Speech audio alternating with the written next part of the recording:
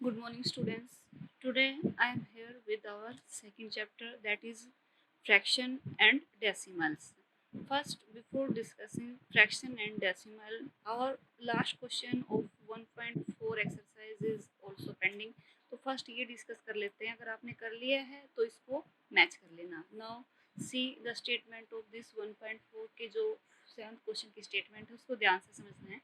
An elevator descends into A mine shaft at the rate of 6 meter per minute. If the descent starts from 10 meter above the ground level, how long will it take to reach -350 metre. देखो statement में दिया हुआ है आपको. Elevator का meaning ये लगा सकते हो कि आपकी एक लिफ्ट है, एक माइन है, कोयले की जैसे माइन होती है, खान होती है, उनमें लिफ्ट ऊपर से ग्राउंड के लेवल से नीचे, ग्राउंड के नीचे जाती है. ठीक है, इसी टाइप से ये जो आपकी लिफ्ट है इसका क्या है, माइन के अंदर इसको जाना है और इसकी जो नीचे जाने की जो स्पीड है वो क्या है, वो 6 मीटर पर मिनट है. मीन्स 6 मीटर का डिस्टेंस कवर करती है ये 1 मिनट के अंदर, ऊपर से नीचे की तरफ या नीचे से ऊपर की तरफ जाते हुए. If the descent start from 10 metre above, ये मान लिया, ये यहाँ पे देखो, ये आपकी सपोज ये जीरो मैंने यहाँ पे राइट की, ये आपका क्या है, ग्राउंड लेवल है, ये आपका ग्राउंड का लेवल है. और स्टार्टिंग में ये यहाँ पे है 10 मीटर अबो ग्राउंड लेवल, ग्राउंड लेवल से 10 मीटर अबो है ये.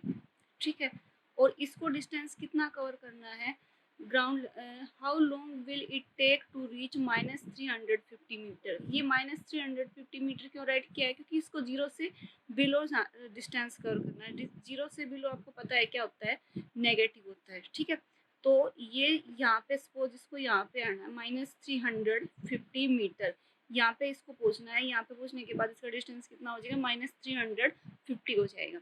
ये आपका ग्राउंड लेवल है. ग्राउंड लेवल से 10 मीटर अबो सपोज ये आपकी ये है लिफ्ट, ये यहाँ पे है आपकी लिफ्ट. ठीक है, 10 मीटर ग्राउंड लेवल से 10 मीटर ऊंचाई पे है और उसको कहाँ पे आना है, ग्राउंड लेवल से 350 मीटर नीचे, नीचे की तरफ आना है. तो ये डिस्टेंस हमने नेगेटिव में शो किया है क्योंकि ये जीरो, जीरो को क्या माना हमने, ग्राउंड लेवल, ग्राउंड लेवल से बिलो है. और पता है आपको जब बिलो वैल्यू होती है तो उसको हम नेगेटिव साइन देते हैं, अबो वैल्यू होती है उसको पॉजिटिव. ठीक है, अब हमें ये बताना है कि टोटल डिस्टेंस देखो 10 मीटर यहाँ से यहाँ तक आएगी तो 10 मीटर तो ये हो गया और 350 मीटर हो गया. तो टोटल डिस्टेंस इसको कितना कवर करना है, 10 मीटर प्लस 350, 360 हो जाएगा. ठीक है, ये चीज़ आई थिंक आपको क्लियर होगी. अब आप देखो ध्यान से, और 1 मिनट के अंदर ये 6 मीटर का डिस्टेंस कवर कर लेती है. एक तो स्टार्टिंग में हम राइट कर लेते हैं कि ग्राउंड लेवल से कितने अब वो है और नीचे का कितना डिस्टेंस है, और दोनों को मिला के टोटल डिस्टेंस उसको कितना कवर करना है और 1 मिनट में कितना डिस्टेंस ये कवर करती है. उसके बाद में ये आपका जो टोटल डिस्टेंस है कितने टाइम में कवर करेगी. ठीक है, now see elevator is above ground level. Ground level से कितने ऊपर है ये, 10 मीटर. इसको डिसेंड कितना करना है, below ground level. It has to descend below ground level. Ground level से नीचे इसको -350 मीटर का डिस्टेंस करना है. बिलो है तो इसलिए इसको हमने नेगेटिव राइट किया है. ठीक है, अब टोटल डिस्टेंस कितना हो जाएगा, टोटल डिस्टेंस, क्योंकि हमें तो डिस्टेंस देखना है कि कितना करेगी, चाहे वो पॉजिटिव में हो या फिर नेगेटिव में. 10 ये और 350 ये, टोटल कितना हो गया, 360. 10 metre plus 350 metre is equal to 360 metre. इतना डिस्टेंस इसको कवर करना है. और ये डिस्टेंस 6 मीटर डिस्टेंस कितनी देर में कवर करती है, 1 मिनट में. तो अब हम फाइंड आउट कर लेंगे 360 मीटर कितनी देर में करेगी यूनिटरी मेथड से. तो right, distance covered by it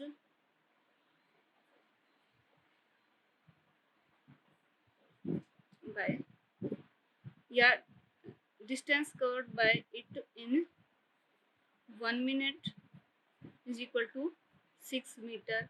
नहीं तो आप इसको दूसरी लाइन में राइट कर सकते हो, क्योंकि आपको ये चीज़ फाइंड आउट करनी है। तो मीटर को इस साइड में दूसरी टाइप से क्या राइट कर सकते हैं इसको, 6 मीटर डिस्टेंस इज कवर्ड। कितनी देर में कवर किया ये डिस्टेंस उसने, 1 मिनट के अंदर, ठीक है। और 1 मीटर डिस्टेंस वो कितनी देर में कवर करेगी, 1 डिवाइड बाय 6, क्योंकि ये ज़्यादा और ज़्यादा के लिए क्या करते हैं हम, ये वैल्यू आपकी 6 मीटर है और ये 1 आपकी कम है, कम के लिए क्या करते हो, डिवाइड।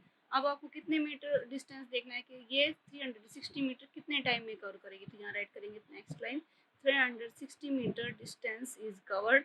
ये आपका अब 1 से ज़्यादा हो गया, इसलिए इसको क्या कर दोगे आप, मल्टीप्लाई 6 से कट करो, 6 6 जा 30।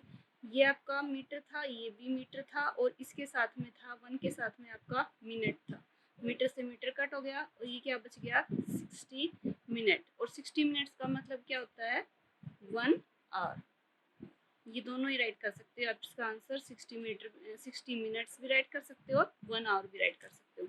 तो ये 360 मीटर का जो डिस्टेंस है वो कितने टाइम में कवर करेगी, या एलिवेटर के हिसाब में 60 मिनट या 1 आवर में, ठीक है। नाउ अब आपके पास जो फ्रैक्शन है, फ्रैक्शंस की कुछ टाइप है। फर्स्ट तो समझ लेते हैं फ्रैक्शन का मीनिंग क्या होता है। सपोज ये आपका स्टार्टिंग में किसी चीज़ को जब हमने फ्रैक्शन में, फ्रैक्शन का मतलब होता है टुकड़े, और किसी चीज़ को जब तक हमने टुकड़ों में डिवाइड ना किया उससे पहले वो चीज़ क्या होती है, एज ए वोल कंप्लीट होती है वो, ठीक है। सपोज आपकी एक फिगर है और इस फिगर को हमने क्या कर लिया, 4 बराबर टुकड़ों में डिवाइड कर दिया, 4 टुकड़ों में इसको बांट दिया, तो ये क्या कर दिए, इसके फ्रैक्शन कर दिए।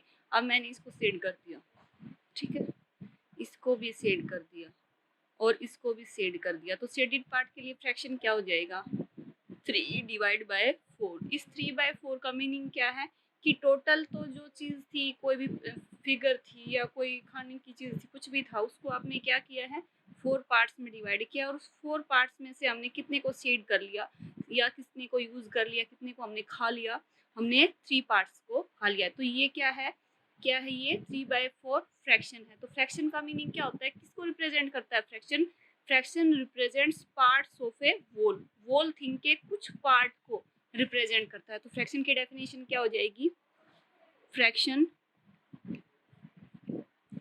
Represent parts of a wall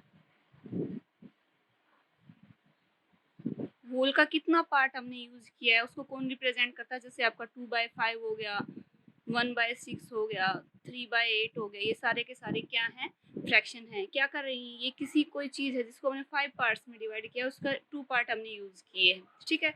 6 part है किसी चीज़ के, और वो सारे के सारे पार्ट्स देखो यहाँ से, वो सारे पार्ट्स क्या होने चाहिए, इक्वल होने चाहिए। ये नहीं कि एक पार्ट छोटा है एक पार्ट बड़ा है, तभी फ्रैक्शन कंप्लीट होगा आपका। ये 1/6 भी एक फ्रैक्शन है, 3/8 भी क्या है, फ्रैक्शन। अब टाइप्स देखते हैं कि फ्रैक्शन कितने टाइप्स के होते हैं। टाइप ऑफ फ्रैक्शन, फर्स्ट है आपका प्रॉपर फ्रैक्शन। प्रॉपर फ्रैक्शन जैसे अभी हमने ये राइट किया 2/5। 2/5 क्या है, 2/5 का मीनिंग क्या है कि हमने किसी चीज़ के 5 पार्ट किए और 5 में से 2 पार्ट हमने यूज कर लिए, तो क्या है, इसकी क्या हो जाएगी, प्रॉपर फ्रैक्शन का एक एग्जांपल हमने राइट कर दिया 2/5। और इसका मीनिंग क्या हो जाएगा, इसकी अगर डेफिनेशन आप राइट करना चाहो, दिस फ्रैक्शन, जो सेम फ्रैक्शन की आपकी है वही definition, this fraction represent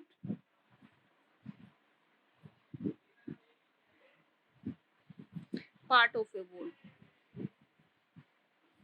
complete चीज के, एक किसी वोल चीज के हमने कितने पार्ट यूज किए हैं उसको कौन शो करता है, आपका प्रॉपर फ्रैक्शन। इम्प्रॉपर फ्रैक्शन का एग्जांपल ले लेते हैं। सपोज मैंने 7/5 लिया है। अब 7/5 का मीनिंग क्या है कि कोई चीज है, हमने उसको 5 पार्ट्स में डिवाइड किया है, लेकिन यहाँ पे 7 पार्ट हमने यूज कर लिए। तो इसका मतलब क्या है कि आपके पास सपोज ये 2 चीज थी, ठीक है, ये 5 पार्ट्स इसके और 5 पार्ट सेकंड के कर लिए हमने, तो 2 वोल थिंग्स थी, उसमें से हमने एक तो कंप्लीट यूज की और दूसरी के कितने पार्ट यूज किए, 2 पार्ट दूसरी के भी यूज कर लिए। मीन्स 5 और 2 इसके, तो टोटल कितने हो गए 7/5, और दोनों को हमने कितने पार्ट्स में डिवाइड किया था, 5 पार्ट्स में डिवाइड किया था। तो इसको क्या राइट कर सकते हो, दिस रिप्रेजेंट,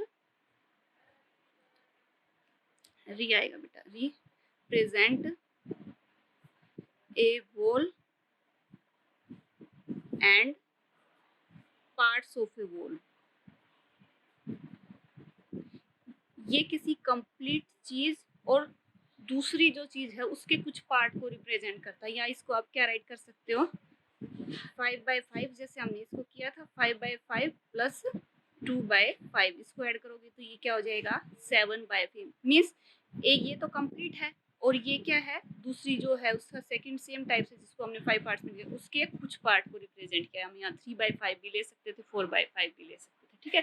तो ये तो क्या है, किसी एक ही चीज के कुछ पार्ट को रिप्रेजेंट करता है। बट इम्प्रॉपर फ्रैक्शन क्या करता है, एक होल कंप्लीट, एक चीज तो कंप्लीट होगी और दूसरी के कुछ पार्ट को, और उन दोनों को क्या कर दोगे, जो कंप्लीट थी उसको और जो सेकंड का कुछ पार्ट हमने लिया दोनों को ऐड करोगे तो ये क्या आ जाएगा आपका इम्प्रॉपर फ्रैक्शन। इसी टाइप से मिक्स्ड फ्रैक्शन भी क्या है, इम्प्रॉपर फ्रैक्शन और मिक्स्ड फ्रैक्शन दोनों सेम ही होते हैं। ये भी क्या रिप्रेजेंट करता है, अगर इसको आप कन्वर्ट करोगे मिक्स में 7/5 इम्प्रॉपर था तो 5 1 जा 5 और 1 इंटू 2/5, 7/5 को क्या राइट कर सकते हो 1 इंटू 2/5। तो ये भी क्या रिप्रेजेंट करता है, ए होल थिंग 1 है और पार्ट ऑफ ए फ्रैक्शन क्या हो जाएगा, सेकंड का कुछ पार्ट हमने रिप्रेजेंट किया है 2/5। तो इसमें भी सेम डेफिनेशन आ जाएगी, this represent a whole and part of a whole. जो डेफिनेशन आपकी इम्प्रॉपर फ्रैक्शन की है वही आपकी मिक्स्ड फ्रैक्शन की हो जाएगी, बस इनको रिप्रेजेंट करने का मेथड अलग है।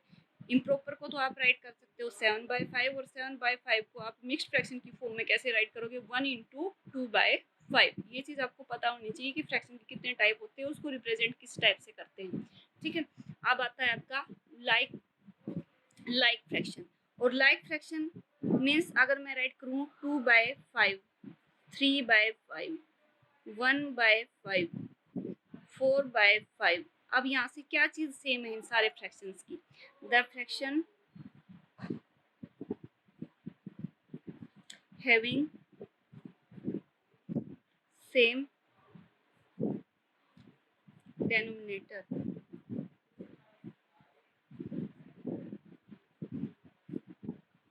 ये वैसे आपको पहले से भी मैंने बता दिया था, अगर आपका फ्रैक्शन हमने 2/5 राइट किया है, ये आपका 6th क्लास में हो चुका है। 2/5 को आप कैसे राइट कर सकते हो, ये 2 क्या है इसका न्यूमरेटर और 5 क्या है इसका डेनोमिनेटर। तो लाइक फ्रैक्शन कौन से होंगे, जिन फ्रैक्शंस के डेनोमिनेटर जो होंगे वो सेम होंगे, सेम नंबर होगा तो वो सारे के सारे फ्रैक्शन क्या होंगे, लाइक फ्रैक्शन, ठीक है। अब इसी टाइप से आ जाते हैं आपके अनलाइक फ्रैक्शन। अनलाइक फ्रैक्शन कौन से फ्रैक्शन होते हैं, जैसे मैं राइट करूँ 2/9, 3/7, 4/11। अब यहाँ से देखो क्या चीज सेम नहीं है, इनकी डिनोमिनेटर सेम नहीं है, तो ये क्या राइट कर सकते हो, अनलाइक और डिफरेंट डेनोमिनेटर। वो फ्रैक्शन जिनकी क्या चीज डिफरेंट हो, डिनोमिनेटर की वैल्यू डिफरेंट हो, उन फ्रैक्शंस को बोलते हैं हम अनलाइक फ्रैक्शन। उसके बाद आता है यूनिट फ्रैक्शन। यूनिट फ्रैक्शन अगर मैं राइट करूँ 1/5, 1/2, 1/3, 1/6, 1/7। अब यहाँ से कोई चीज आपको सेम दिखाई दे रही है, ये देखो 1 1 1 1 1। इसका मतलब क्या है, देखने से आपको पता चल गया, और जिन फ्रैक्शन के न्यूमरेटर की वैल्यू 1 के इक्वल होती है उन फ्रैक्शन को क्या बोलते हैं, unit fraction. whose numerator is equal to 1, जिसके न्यूमरेटर की वैल्यू 1 के इक्वल होगी उन फ्रैक्शंस को बोलेंगे हम यूनिट फ्रैक्शन। यूनिट का मतलब यूनिटी, एकता, यूनिट का मतलब ही 1 होता है, ठीक है। इसलिए इन फ्रैक्शन का क्या नाम दिया हुआ है, यूनिट, क्योंकि 1 का मतलब क्या होता है, यूनिट। नेक्स्ट है आपका, ये है आपका इक्विवेलेंट फ्रैक्शन। वो फ्रैक्शन, द फ्रैक्शंस that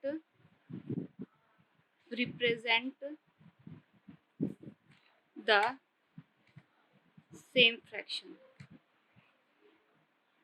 वो फ्रैक्शन जो सेम फ्रैक्शन को रिप्रेजेंट करेंगे। सेम फ्रैक्शन कैसे, जैसे अब मैंने राइट कर दिया 1/2, 2/4, 3/6, ठीक है। अब यहाँ से देखो 1/2 है ये और 2/4 को कट करोगे तो कट करने के बाद ये भी किसके इक्वल आ जाएगा, 1/2 के इक्वल। 3/6 भी क्या हो जाएगा, 3 1 जा 3, 3 2 जा 6। मीन्स ये सारे के सारे कट करने के बाद अगर सेम फ्रैक्शन सेम वैल्यू को रिप्रेजेंट करेंगे तो उन फ्रैक्शन को क्या कहते हैं हम, इक्विवेलेंट फ्रैक्शन। 1/2, 2/4, 3/6, 4/8, 5/10। अब अगर कट करके देखोगे तो सबकी वैल्यू क्या आ जाएगी, 1/2 के इक्वल आ जाएगी। इस टाइप के जितने भी फ्रैक्शन है, जिन फ्रैक्शन को अगर हम कट करें और कट करने के बाद उन सारे फ्रैक्शन की जो वैल्यू है वो सेम फ्रैक्शन को रिप्रेजेंट करें, कट करने के बाद वो सारे के सारे सेम फ्रैक्शन में अगर कन्वर्ट हो जाएं तो उन फ्रैक्शंस को क्या बोलते हैं हम, इक्विवेलेंट फ्रैक्शन।